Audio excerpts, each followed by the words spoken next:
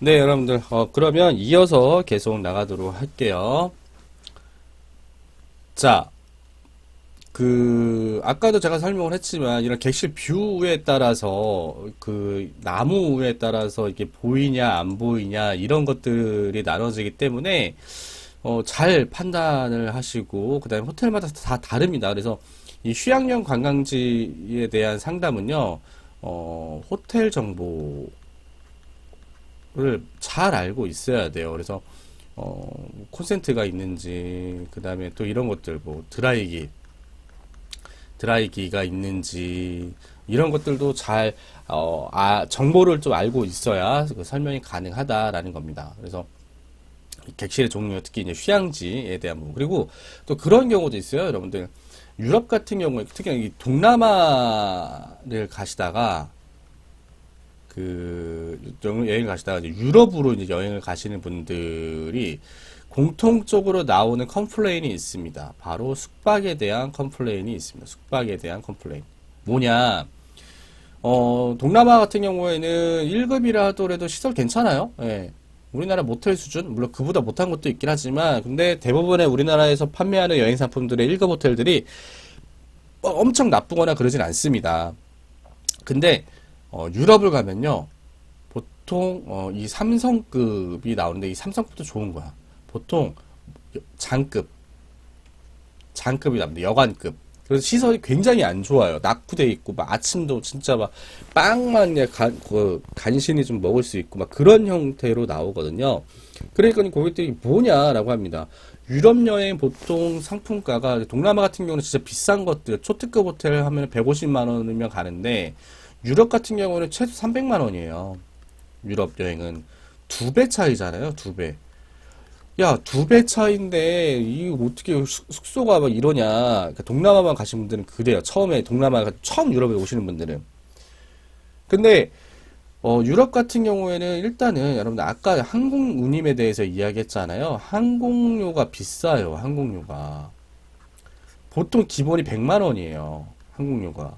그러니까 200만 원 가지고, 그것도 물가도 비싸요. 그러니까 뭐 식사비, 호텔비 이런 것도 가이드 경비도 되게 비싸고 그 200만 원으로 그걸 해야 되는 거고 동남아 같은 경우는 150만 원짜리면은 항공료가 한 70만 원? 근데 나머지 그러면 얼마예요? 80만 원 가지고 지상비 책정을 하는 거죠. 식사도 굉장히 럭셔리하게 하고 그리고 또 동남아 같은 경우 물가도 또 저렴하잖아요. 그러니까 이런 차이가 있어서 처음 이제 동남아만 가셨던 분들이 유럽을 가면은 이 숙박에 대한 컴플레인. 그래서 고객이랑 상담할 때 특히 유럽 쪽 상품을 상담을 할 때는 잘 설명을 해드려야 됩니다. 그래서 고객님 실례지만 혹시 여행을 어디 다녀와 보셨습니까? 했을 때 저 중국도 가봤고 동남아 뭐 태국도 가봤고 캄보디아도 가봤고 했습니다. 유럽은 처음이시네요? 예, 처음입니다. 라고 하면은 이 부분을 반드시 설명을 해드려야 됩니다. 숙박에 대한 부분. 예, 고객님, 동남아시아 쪽 숙소를 생각을 하시면 예, 좀 안 됩니다. 좀 시설들이 좀 많이 좀 낙후되어 있고 떨어져 있습니다. 이런 것들을 좀 설명을 해 주셔야 나중에 고객들이 이제 여행 정보를 제대로 전달을 못 받아서 발생하는 컴플레인에 대해서 나중에 이게 돈으로 메꿔야 되거든요. 결국은 이제 소비자들이 컴플레인 거는 거는 뭐 정신적인 보상 뭐 그런 것보다 그런 것도 이야기하지만 결국은 돈입니다. 예, 환불해 달라 이런 식으로. 그래서 그렇게 환불을 해주면은 회사 입장에서는 손해가 발생이 되죠. 그래서 최대한 그런 손해가 발생되지 않도록 고객들에게 잘 설명을 해줘야 된다. 이 숙박에 대한 부분 설명을 잘 해야 된다라는 것들 말씀을 드렸습니다. 워터프론트 룸 설명해 드렸고요. 자, 다음 객실 타입에 따른 종류입니다. 자, 싱글룸, 더블룸, 트윈룸, 트리플룸이 있는데요.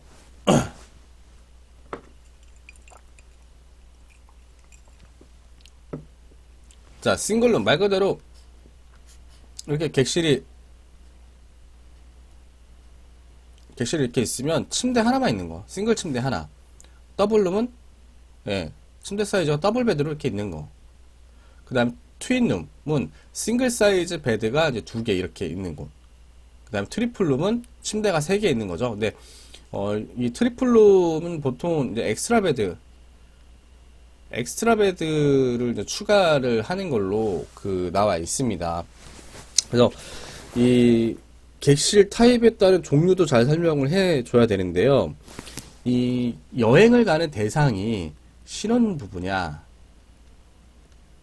아니면 결혼 생활을 오래 한 좀 장년층의 부부냐, 이것도 잘 고려를 해야 되는데, 그러면 이제 그 호텔마다 이 더블룸이 많은지, 트윈룸이 많은지, 보통 싱글룸은 거의 없어요. 더블룸 아니면 트윈룸인데, 객실 배정인 신혼부부한테 트윈룸을 주면 어떻게 됩니까? 안 되죠. 왜냐면 이제 신혼부부는 더블, 한 침대에서 같이 잘 수 있게끔 해야 되는데, 트윈룸을 하면 또 컴플레인 소지가 발생될 수 있습니다.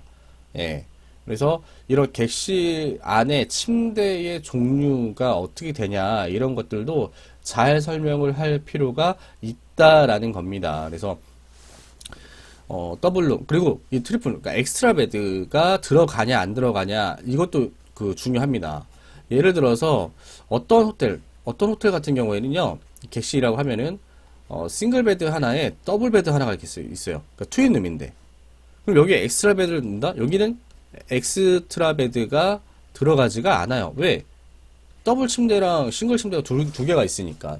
그러니까 그 호텔이 어떠한 그 객실 형태의 구조를 가지고 있는지, 이런 것들을 잘 설명을 정보를 잘 알고 있어야 되고요. 그 다음에 또 알아야 될 게 뭐냐면, 미국 같은 경우에는 이제 엑스트라 베드 자체가 반입이 안 되는 경우가 있어요. 그러면 이 트리플룸을 이용하시는 분들은 3명이서 여행 가시는 분들이죠. 3명. 근데 이 3명이서 여행 가시는 분들이 한 방을 사용을 하고 싶은데, 이렇게 트리플룸 엑스트라 베드가 들어가지 않는다라고 하면은, 보통 이제 2인 1실 기준으로 요금 책정을 했다고 했잖아요. 그러면 2명 한 객실 쓰시고 1명이 남잖아요. 그래, 이 1명은 플러스 1명분의 객실료를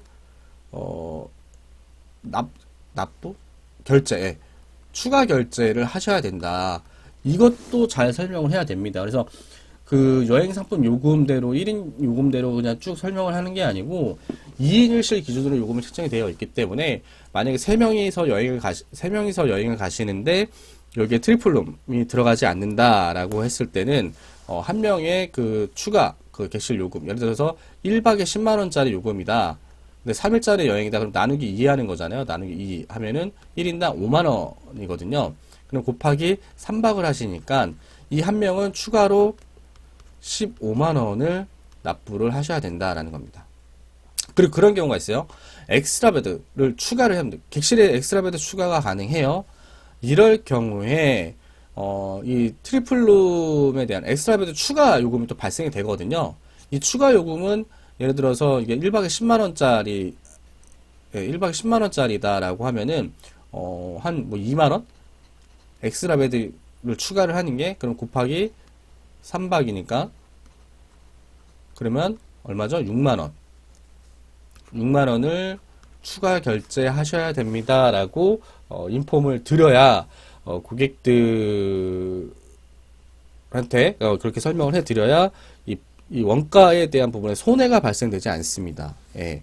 그래서 상담원은 이러한 객실, 인원수에 따라서 들어갈 수 있는 것들, 이런 것들을 잘 설명을 해 주셔야 된다라는 부분 설명을 해 드립니다. 자, 다음은 식사비입니다. 자, 여행 일정 중에 제공되는 식사에 대한 비용이다라고 보시면 될 것 같고요. 그 나라의 전통 음식이나 특별식의 포함 여부에 따른 가격 상승 문제와 기내식 제공 여부를 파악해서 식사가 중복되지 않도록 해야 된다라는 겁니다. 그리고 일부 지역에서는 식당에서의 생수 비용을 지불해야 되는 경우도 있다라는 겁니다. 자, 무슨 말이냐? 자, 비행기를 타고 넘어갑니다. 한국에서 12시 도착을 해요. 13시 도착을 해요. 그러면 기내식이 나온다. 기내식이 나온다라고 하면은 점심 식사를 현지에서 안 먹어도 되죠. 근데 기내식이 제공이 안 되는 경우, 그러니까 이거는 FSC 항공, 그 다음에 이거는 LCC 항공, 기내식이 안 나오니까 13시에 도착을 했다. 그러면 배고프잖아요. 점심을 제공을 해야죠. 그래서 이거에 대한 그 식사 원가도 산정을 해야 된다라는 말입니다. 근데 만약에 기내식이 제공이 됐는데 점심을 또 준다? 소비자 입장에서 배부른데 또 먹어? 아, 물론 좋긴 하지. 근데 굳이 안 먹어도 되는 거를 식사를 제공을 하면은 여행사 입장에서는 그만큼 식사 비용에 대한 또 원가가 또 추가로 또 부담이 되기 때문에 그러한 비용들을 좀 아끼고 세이브할 필요가 있다라는 부분을 설명을 해드리는 겁니다. 그 다음에 일부 식당의 생수 비용. 우리나라 같은 경우는 물 기본 제공이잖아요. 이 문화에 익숙해져 있어요. 하지만 해외에는요, 물도 사 먹어야 돼요. 예. 지불을 해야 됩니다. 근데 동남아 같은 경우에는 이제 식사비에 다 포함해 놓죠. 생수 하나 정도는.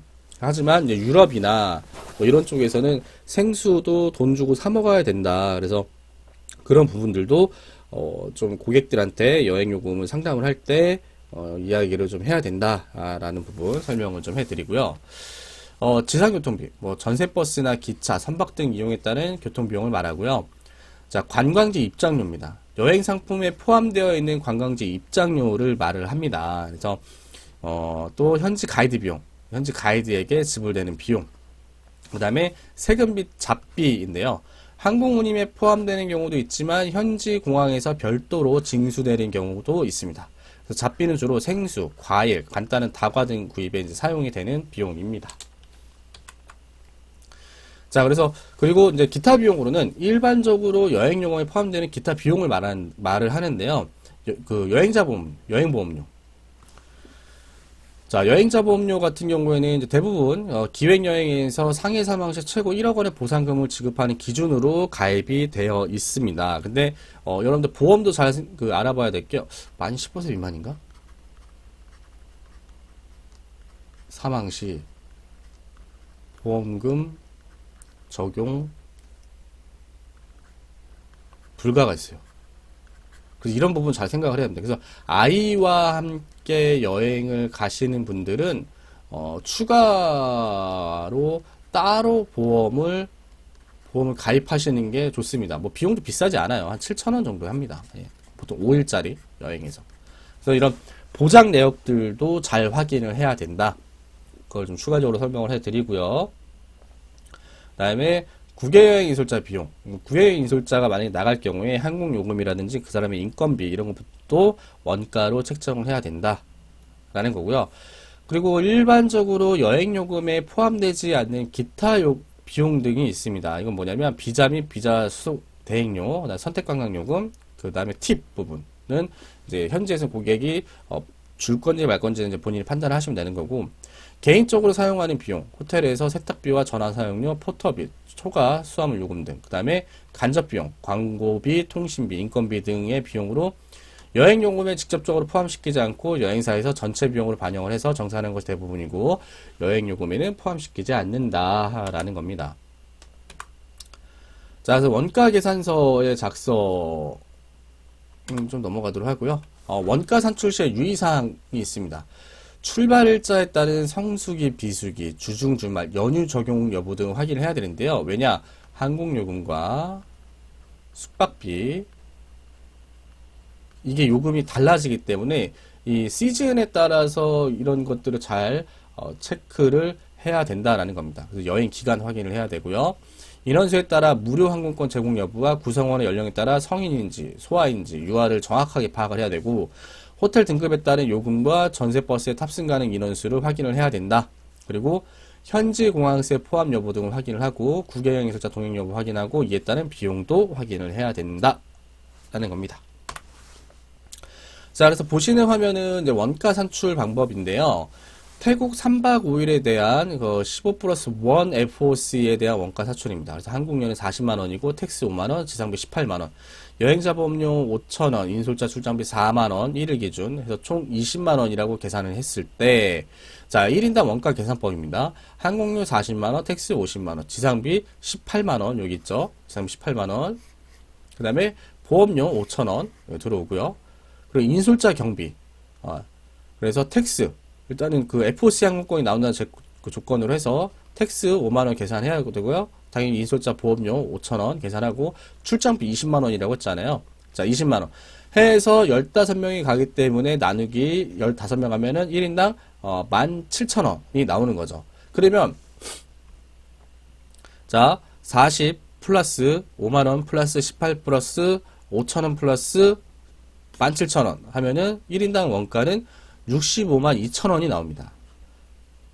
예. 자, 이렇게 나와서 그러면 이제 여기에 플러스 이제 원가가 65만 2천원이니까 플러스 뭘 붙여야 되죠? 수익을 붙여야죠, 수익. 그래서 만약에 수익을 5만 원 붙여야겠다. 4만 8천원 붙여야겠다 해서 상품가가 70만 원.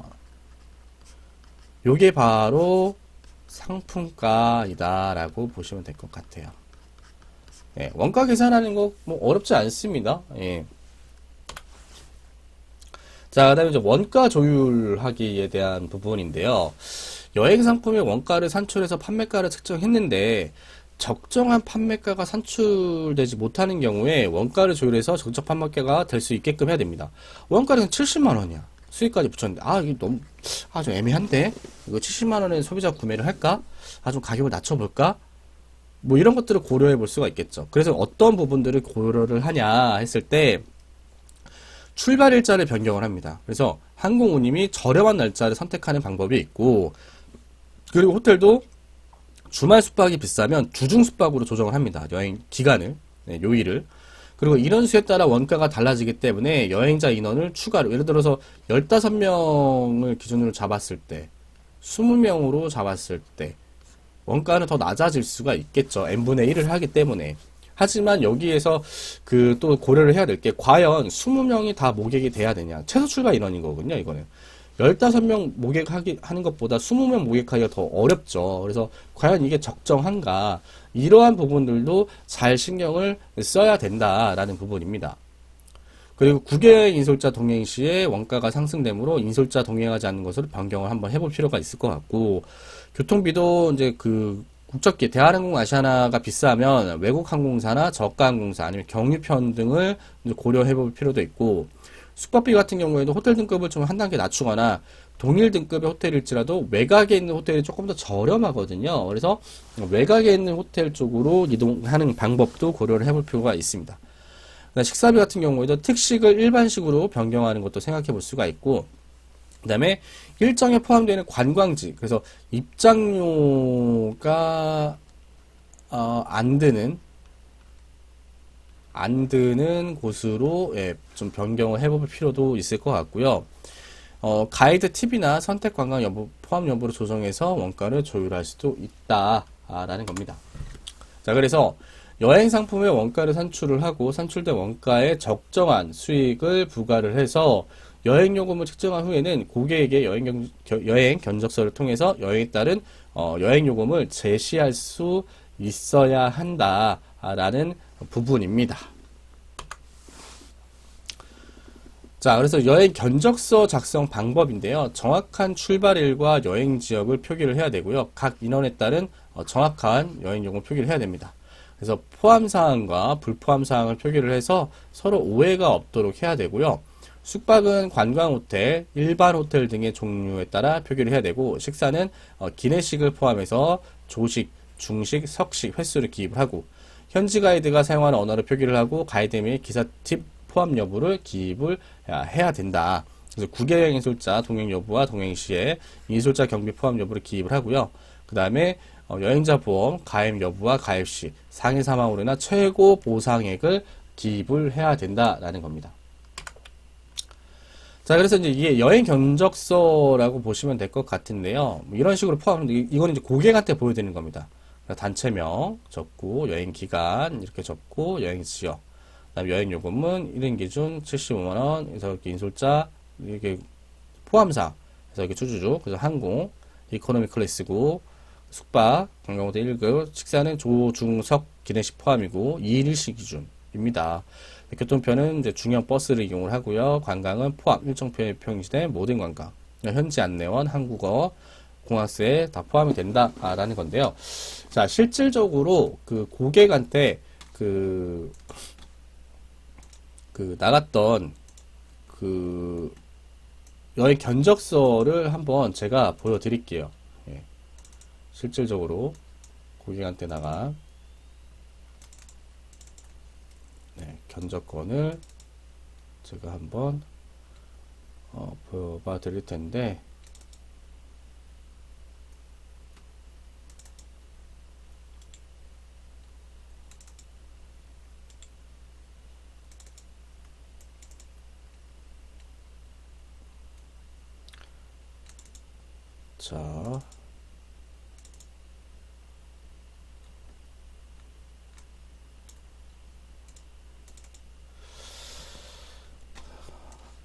자, 문서를 열어서 제가 좀 보여드리도록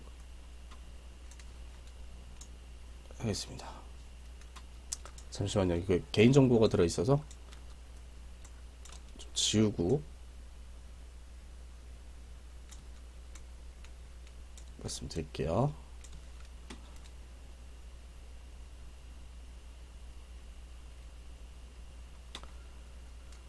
자, 이거는 이제 인센티브 투어의 그 견적서인데요. 자, 판매가, 뭐, 골프조가 있고, 관광조가 있고, 해서 1인 얼마다라고 표시가 되어 있고, 그 다음에 여행 기간 3박 4일, 방콕 파타야 80명 기준, 그러니까 이용 차량은 이렇게 되고, 항공편은 이제 TJ 타이항공이다. 식사는 일정표 탐조, 호텔 등급은 특급 5성급입니다. 노 쇼핑, 노 옵션, 가이드 팁 포함. 그래서 특이사항들을 이게 적어준 겁니다. 이렇게 블라블라블라블라 해서 이제 뭐 이런 식으로 최소 출발일 기준 뭐 이런 식으로 하고, 자, 일정은 이렇게 미팅해서 어디 관광을 하고, 그 다음에 호텔은 뭐고 식사는 뭘 먹습니다 라는 겁니다. 그래서 이런 것들은 이제 원가 계산을 잘 해야 된다라는 겁니다. 그래서 보면은 이제 시간은 이렇게 되고요. 아시아티크 관광하고, 석식은 디너 크루즈를 먹습니다. 호텔은 센타라 그랜드 라프라워 또는 동급이라고 표시를 했고요. 그 다음에 이제 관광조의 일정은 방콕 시내 관광을 하시고, 중시 로얄 드래곤 식사를 하시고 파타야로 이동을 합니다. 전신 마사지 2시간 받습니다. 골프조는 아침에 골프 하시고 2시간 마사지 후 호텔로 이동하십니다. 이런 식으로. 그 다음에 3일차 때 이렇게 합니다. 호텔은 두시 파타야 리조트입니다. 이런 식으로 이제 그 견적서를 이제 고객한테 전달을 한다라는 거예요. 예.